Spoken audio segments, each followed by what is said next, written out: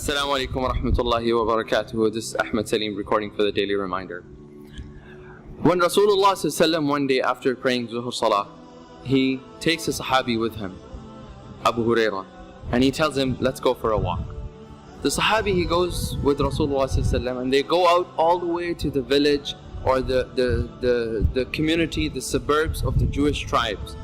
Past those Jewish tribes suburbs, you're talking about by the mountain of Uhud, Rasulullah ﷺ comes to a door, he knocks at that door and he stays outside and he says the following words. He's like, أَثَمَّ لُكَعُ أَثَمَّ لُكَعُ أَثَمَّ لُكَعُ. Where is my loved one? Where is my loved one? Where is my loved one? Luka actually means a piece of your heart. And then Rasulullah ﷺ sits with Abu Hurairah outside of the house. Now Abu Hurairah is seeing all of this, and it's quite strange that Rasulullah has walked this far, knocks at the house, didn't even enter and just ask for something. Then what happens is, moments later, Hassan radiallahu anhu, he jumps out of the house and he sees his grandfather in front and he starts running towards Rasulullah sallallahu alaihi wasallam. At that point, Rasulullah sallallahu alaihi wasallam recognizes that his height is a little bit higher than the child coming, so he lowers his body down onto the floor so that he could be at the level of Hassan, and he opens his arms and Hassan radiallahu anhu, he jumps into a hug of Nabi sallallahu alaihi wasallam. Rasulullah sallallahu alaihi wasallam, he hugs him and he starts kissing him, smelling his hair. Abu Hurairah radiallahu anhu, he's watching, and then Rasulullah says, and Ya Allah, I love him, so you love him, and love the one whoever loves him, meaning love the person who loves Hassan radiallahu.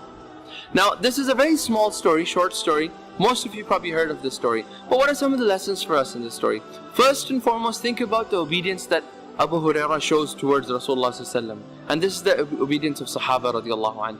That on an extremely hot day, Rasulullah tells Abu Hurairah, let's go, and he doesn't even tell him where we're going. And Abu Hurairah turns to Rasulullah sallallahu alaihi wasallam and he says, Ya Rasulullah, can you tell me where are we going? What's the plan? Have you ever been in a car when you're lost and both of you are lost and you're driving and you have absolutely no idea where you're going, you're looking for a restaurant, and then one of you eventually says, stop, let's make a decision of where we have to eat first, so that so it kind of gets to your nerves.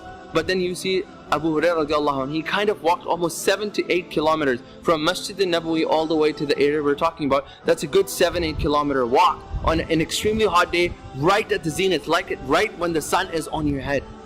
And they didn't have air-conditioned cars, they didn't have umbrellas. Total obedience to Rasulullah sallallahu alaihi wasallam. The question I want you to ask ourselves is, how many times do we come across a hadith that kind of sits in wrong with what we believe or what the society is doing? And how many times do we have that courage to say, this is the hadith of Rasulullah sallallahu alaihi wasallam, and I know this hadith to be true, I'm going to submit to it.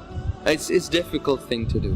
Second thing we find is Rasulullah sallallahu alaihi wasallam, he knocked at the door and he made it very clear to Fatima radiallahu anha that I'm not here to visit you, I'm here to visit my grandson. I'm here to visit my grandson. Now, in effect, what is he saying? If the grandfather shows reverence, love towards a grandchild, you automatically are giving a symbol to your children, to the mother and father of that child, that I really care about your children, i.e. I also care about you very much. And that's why Fatima radiallahu anha, she didn't have any objections to it. I want to ask a question. Grandparents, grandfathers who are going to be listening to these videos, or soon to be grandparents and grandfathers, when was the last time you took out time from your retired life, or you took out time on your weekend and you just went up to your son or daughter and you told them, listen, send my child out, I'm just going to take him for an ice cream.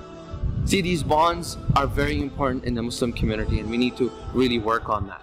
Third point I want you to look at is Fatima radiallahu anha. It's mentioned in one of the other narrations that as soon as she heard that Rasulullah sallallahu alaihi wasallam has come to take Hassan radiallahu anhu, she held him, she washed him, changed his clothes, and even in one of the narrations he said that she made Hassan radiallahu anhu wear a necklace of qurunful, cloves. They're like, in Arabic they call them mismar, clove, in Urdu they call it long, that small thing. So even till this day Arabs wear this because it has that fragrance and it has other benefits that they believe that it has. So that Fatima radiallahu anha, she took the time to prepare the child. What is the message that the child gets away saying?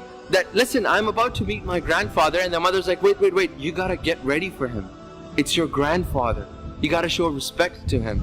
See, oftentimes we think, oh, our child is not respecting us. Respect is not something you can feed into the child. You need to be that role model as parents, that you are respecting your parents, i.e. your children will also learn that respect from you. But if you're not doing that, then don't expect that your child is going to respect you. Next lesson. Rasulullah sallallahu alaihi wasallam, he looks up and he makes that dua that I love Hassan radiallahu anhu. And at that point, Abu Hurairah, he says, by Allah, from that day on, there has been no one that is more beloved to me in my eyes after Rasulullah sallallahu alaihi wasallam than Hassan radiallahu anhu. And that should be the case for us. All this, the fitna that is around Hassan and Hussein and stuff like that, we need to realize that they were Ahlul Bayt, grandsons of Nabi sallallahu alaihi wasallam, and we really need to love them. Hopefully, we all benefited with this. This is Ahmad Saleem signing off. Subhanakallahumma wa bihamdika. Ashhadu an la ilaha illa anta astaghfiruka wa atubu ilayk.